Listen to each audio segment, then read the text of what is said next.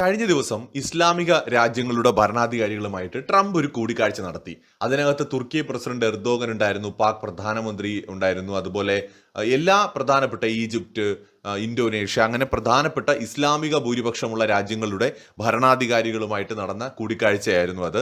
സൗദിയുടെ അടക്കം പ്രതിനിധികൾ അതിനകത്തുണ്ടായിരുന്നു.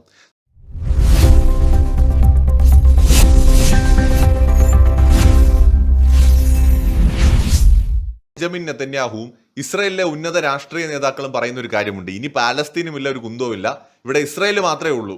പാലസ്തീൻ എന്നും പറഞ്ഞുകൊണ്ട് ആരും ഇങ്ങോട്ട് വരാൻ നിൽക്കണ്ട, പാലസ്തീനൊക്കെ തീർന്നു, ഇനി അതൊന്നും ഇവിടെ ഇല്ല എന്നാണ് അവർ പറയുന്നത്. സ്വാഭാവികമായിട്ട് നമ്മൾ കാണുന്നുണ്ട് കാനഡ, ഫ്രാൻസ്, ഇങ്ങനെ കുറെ രാജ്യങ്ങൾ, നേരത്തെ പലസ്തീനെ അംഗീകരിക്കാതിരുന്ന കുറെ രാജ്യങ്ങൾ ഇപ്പോൾ പാലസ്തീനെ അംഗീകരിക്കുന്നുണ്ട്. UN അടക്കം ഇവര് പാലസ്തീന് അനുകൂലമായിട്ടുള്ള സ്റ്റേറ്റ്മെന്റുകൾ പറയുന്നുണ്ട്. അമേരിക്ക ഇസ്രായേലിന് കൊടുക്കുന്ന സഹായം നിർത്തിയാൽ മാത്രമേ യുദ്ധം അവസാനിക്കൂ എന്ന് even French president Emmanuel Macron ട്രംപിനെ പരോക്ഷമായി കുത്തിക്കൊണ്ട് പറയുന്നുണ്ട്. സോ ഇങ്ങനെയൊക്കെ ഉള്ള കാര്യങ്ങൾ നടന്നുകൊണ്ടിരിക്കുകയാണ്. ശരിക്കും ഇതിനകത്ത് സത്യം എന്താണ്? അമേരിക്കയ്ക്ക് പെട്ടെന്ന് ഒരു ദിവസം മുസ്ലിം രാജ്യങ്ങളോടും മുസ്ലിങ്ങളോടും അല്ലെങ്കിൽ പാലസ്തീനോടും അങ്ങ് സ്നേഹം തോന്നിയതാണോ? അതാണോ ഈ കാണുന്നത്? സത്യം ഇതൊന്നുമല്ല. നമ്മുടെ ഇതിനകത്ത് എന്താണ് സത്യം എന്നുള്ളത് നമ്മൾ ആരും വിചാരിക്കുന്നത് പോലും ആകണമെന്നില്ല. ചില സാധ്യതകളാണ് ഞാൻ പറയുന്നത്. ഒന്ന്, ഇസ്രായേലിന് പൂർണ്ണമായും പലസ്തീൻ എന്ന് പറയുന്ന ആ രാജ്യത്തെ അവരുടേതാക്കി മാറ്റണമെന്നുള്ള ഒരു ഉദ്ദേശവുമില്ല. കാരണം അവിടെയുള്ള മനുഷ്യരെന്ത് ചെയ്യും? ഇസ്രായേലിന് ആ മണ്ണ് മതി, ആ മനുഷ്യരെ വേണ്ട.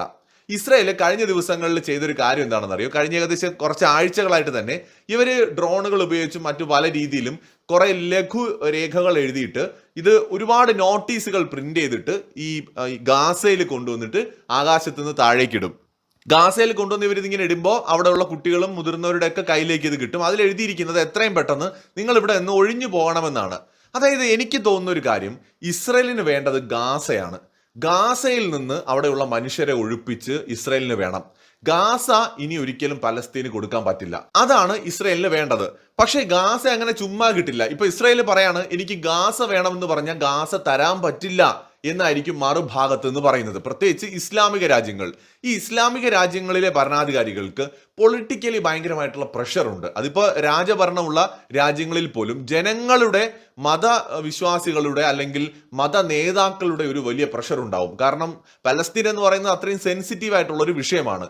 എന്നാൽ ഇടപെടാൻ എല്ലാ ഇസ്ലാമിക രാജ്യങ്ങൾക്കും ഭയവുമാണ്. ഇപ്പൊ തുർക്കി ആയിക്കോട്ടെ, സൗദി ആയിക്കോട്ടെ, ഒരു രാജ്യവും നേരിട്ട് ഇസ്രായേലിനെതിരെ യുദ്ധത്തിന് പോവുകയോ അല്ലെങ്കിൽ പലസ്തീന് വേണ്ടിയിട്ട് എന്തെങ്കിലും ചെയ്യുന്നതായിട്ട് നമുക്ക് കാണാൻ പറ്റില്ല. അവരെന്തുണ്ടെങ്കിലും അമേരിക്കയുടെ അടുത്ത് ചോദിക്കുക, ഒന്ന് സഹായിക്കണം, ഞങ്ങൾ ഈ ധർമ്മസങ്കടത്തിൽ നിന്ന് രക്ഷിക്കണം. ഇതാണ് ഇവർ ചെയ്യുന്നത്. ഇപ്പൊ തുർക്കി പ്രസിഡന്റ് എർദോഗൻ എന്താണ് ചെയ്യുന്നത്? ട്രംപിനോട് പറയും, എനിക്കിവിടെ നിലനിൽപ്പില്ല, എന്റെ രാഷ്ട്രീയ ഭാവി അവതാളത്തിലാണ്, നിങ്ങൾ ഇതിനൊരു പരിഹാരം ഉണ്ടാക്കി തരണം, പകരം ഞങ്ങൾ എന്തിനും തയ്യാറാണ് എന്നായിരിക്കും എർദോഗൻ ട്രംപിനോട് പറയുന്നത്. അല്ലാതെ നേരിട്ട് ഇസ്രായേലുമായിട്ട് ഫൈറ്റ് ചെയ്യാൻ ഇവരാരും തയ്യാറാവുന്നില്ല.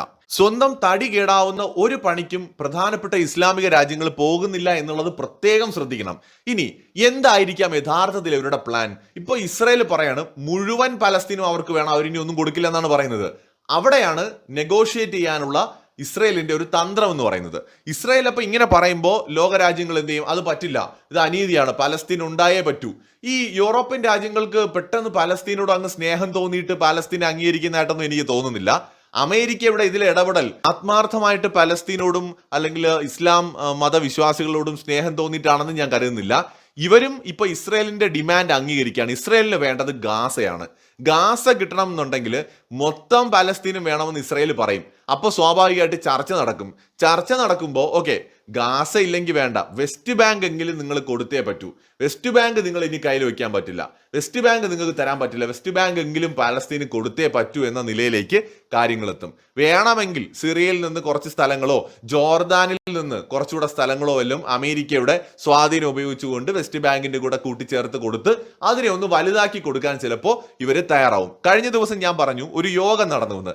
ആ യോഗത്തിൽ ട്രംപ് പറഞ്ഞൊരു സ്റ്റേറ്റ്മെന്റ് വളരെ പ്രധാനമാണ്. ട്രംപ് പറഞ്ഞത്, ഞാൻ നിങ്ങൾക്ക് ഉറപ്പ് തരികയാണ്, ഒരിക്കലും ഞാൻ ഇസ്രായേലിനെ വെസ്റ്റ് ബാങ്ക് പിടിച്ചെടുക്കാനായിട്ട് ഞാൻ സമ്മതിക്കില്ല. ബെഞ്ചമിൻ നെതന്യാഹുവിനെ ഒരിക്കലും വെസ്റ്റ് ബാങ്കിനെ ഈ ഇസ്രായേലിന്റെ ഭാഗമായി കൂട്ടിച്ചേർക്കാൻ ഞാൻ സമ്മതിക്കില്ല എന്ന് ഞാൻ നിങ്ങൾക്ക് ഉറപ്പ് തരുന്നു എന്നാണ് അമേരിക്കൻ പ്രസിഡന്റ് ഡൊണാൾഡ് ട്രംപ് പറഞ്ഞത്.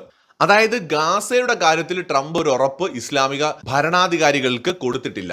ഇത് മിക്കവാറും ഇത് സംഭവിക്കാൻ പോകുന്നത് എന്താണെന്ന് വെച്ച് കഴിഞ്ഞാൽ ഗാസ ഇസ്രായേൽ പൂർണ്ണമായിട്ട് നിയന്ത്രിക്കും. ഗാസ ഇസ്രായേൽ വിട്ടുകൊടുക്കാൻ ഒരു ചാൻസും കാണുന്നില്ല. അതിന് പ്രധാനമായിട്ടുള്ള ഒരു കാരണം ഇസ്രായേലിന് അത് വലിയ സുരക്ഷാ ഭീഷണി ഉണ്ടാക്കുന്നു എന്നുള്ളതാണ്.